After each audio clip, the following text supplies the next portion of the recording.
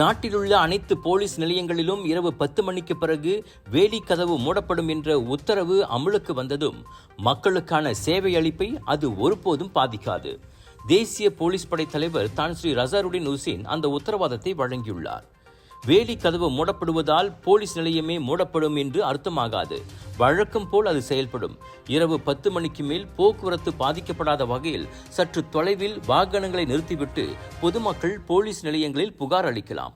அவ்வுத்தரவு தொடர்பான SOP நடைமுறைகள் தயாரானதும் அது கட்டம் கட்டமாக அமலுக்கு வரும். தற்போதைக்கு அவ்வுத்தரவு இரவு நேரங்களில் வெறும் 2 போலீஸ்காரர்கள் மட்டுமே பணியில் ஈடுபட்டுள்ள போலீஸ் நிலையங்களில் அமல்படுத்தப்படுவதாக போலீஸ் படை தலைவர் சொன்னார். போலீஸ் நிலையங்கள் மக்கள் புகார் அளிக்கும் இடமாக விளங்கும் அதே சமயம் போலீசுக்கும் அவ்வப்போது அச்சுறுத்தல் உள்ளது. அவ்விரண்டையும் சமமான அளவில் கையாள வேண்டியிருப்பதாக தான் ஸ்ரீ ரசாருடின் கூறினார்.